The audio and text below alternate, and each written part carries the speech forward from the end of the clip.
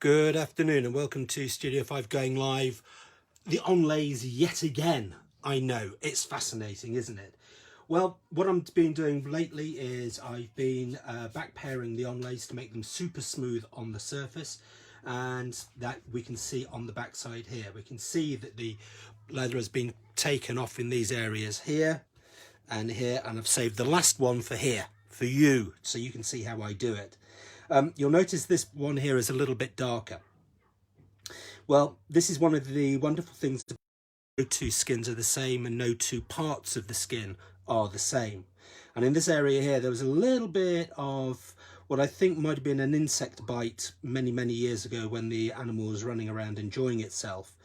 And there was a little bit of hard leather there, and it caught in the razor blade of my paring machine and it just pulled everything up. So I stopped what I was doing, took the leather out, glued the leather back down again using a little bit of PVA paste mix, waited for it to dry and continued paring down. If you do make holes, don't worry about it. Just don't panic and rip through everything. Retrace, sit down, cup of tea, glue down, wait, let it strut its stuff and start again. So what I'm going to be doing is I'm going to be doing this one here. Now I'm going to be using a Charfix, which is a bench top paring machine. But if you haven't got one, you could, of course, use your trusty little giant, or, of course, your paring knife. Now, with the paring knife, and again, with the little giant, always make sure the blade is sharp. With the little giant, of course, it's a razor blade, so you don't necessarily want to be sharpening it, but with a paring knife, do sharpen it. And basically, what you're looking to do with the paring knife is you're looking to take as little bit of the leather off as possible. Feel where that onlay is, first of all. And if you rub the leather in a particular way, you can begin to see where it is, just through there, and just start to take off the leather where the onlay is from the back. Nice and gently, no big, you're not Zorro, there's no flashing blades, it's all just steady work. However, I of course prefer, my smiley brush there, isn't that sweet? I of course prefer to use a paring machine, which I'm going to be using now, but I will be finishing off using the paring knife.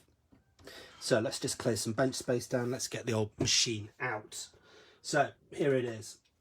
Now I hope you'll be able to see what I'm doing. This is one of the beauties of working with just an overhead camera, but there you go, or I should say phone. So I'm just going to move it like that, so hopefully you can see A, my jeans, and B, the machine. That's the important thing, not these. Put a bin underneath where you're working to catch all the bits of leather. That's a good little tip. Saves hours of sweeping up, so I can tell you. Now the thing is when you're putting it into the machine, swing it back, feel what's happening with the blade, and just start to incrementally just take a little bit of the leather off. Feel what's happening with the leather. Don't just try and get it down to the desired thickness straight away, little bit by little bit. So what I'm going to do is I'm just going to tweak that blade down, literally just tweak it down. So I'm taking dust off, and it is just dust. Keep making sure that everything's, as you want it to be. Feel what's happening with the leather all the time. Just don't go at it blindly. And again, just a little bit more. And if you feel you're taking too much off, bring the blade up slightly. Don't, it's not an ego thing about how much leather you can take off. It's about how well you can do it. And so I know there are lots of experienced bookbinders out there saying, oh yes, I do it in 30 seconds flat. That's great. Great if you've been doing it for 50 years and you've got little else to do. But in the real world, when we're starting off, of course, we've got to learn how to use the machine, and we've got to take it nice and steady. So I'm taking it steady, feeling what's happening with it. Gently going over the surface. Again, if I'm taking too much off, feel I'm taking too much off, I'll stop blade. So yeah, see what's physically happening here. And that's going to be okay. I'm happy with that. I went quiet for a moment. Always concentrate on what you're doing. Feel what the blade is doing. And it's also listen. You can feel what's happening, you can hear what's happening. And again, we can start to see the colour definition beginning to happen here, and we can see that the leather is being physically taken off there. So again, just running it through. And what I'm wanting to do is to bring that leather down to the same thickness as the main part of the leather, and just keep running out. So what I want to do is just dust this down. And what I want to do is make sure that the blade is nice and level. So occasionally I'll go down, just have a quick little check, make sure everything's beautiful with it. And I'm also feeling the leather, feeling what's happening. And that's very near where I want to be with this leather, very, very near. Remember, the thinner the onlay leather, the less leather you have to take off from this side here, so it's less scary. A word of advice there, if I may. So once again, just taking that off, and it's just, see, I'm so close to it. But again, you know, I'm just feeling what's happening with the leather. When I'm running this through a machine, my left hand is low, my right hand is low, so that the leather is going over a little anvil or bar there, as it were, and I'm just taking that minuscule amount of leather off. I mean, it really is tiny, thin, thin, thin. It's hardly anything there. And again, just taking it off gently, gently, gently, feeling what's happening all the time, not rushing it, always in control, feeling, feeling, feeling. And that's pretty good, actually, I have to say. I'm going to put it onto a nice flat clean surface, just run my finger along, and if I can't feel anything, if it feels pretty smooth, job's done. Well done. Well done, Mark. No holes.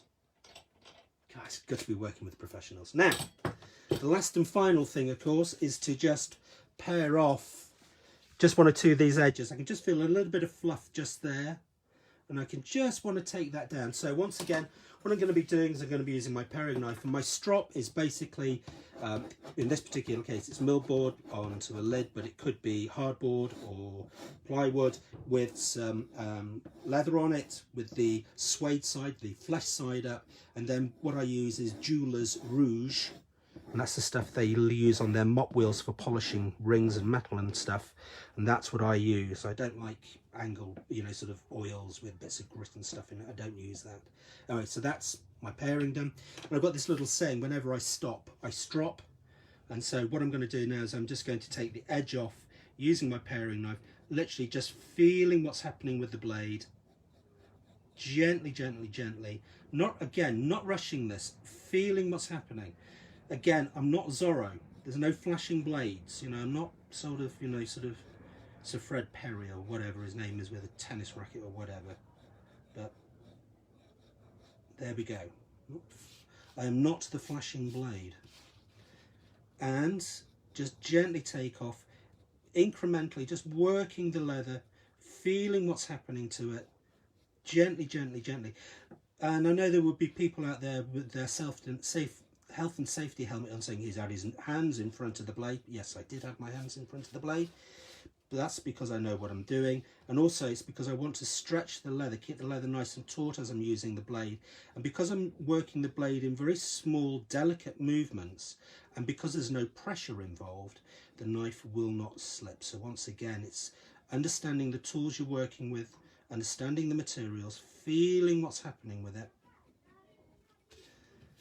Keep dusting down, make sure you get no leather caught underneath, otherwise that's going to cause a bump and obviously you'll go through the leather.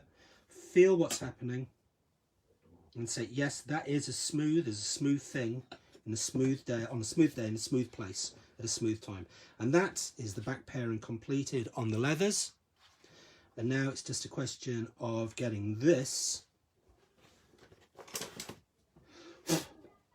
onto that. That's easy, isn't it? Anyway, once again, everybody, thank you all very, very much indeed. I hope you've enjoyed today. Oh yes, good tip, by the way. Yes, don't forget, rubbish bin down there, catch the bits. Okay, thank you all very much indeed. This has been Studio 5, and once again, I was live. Bye-bye.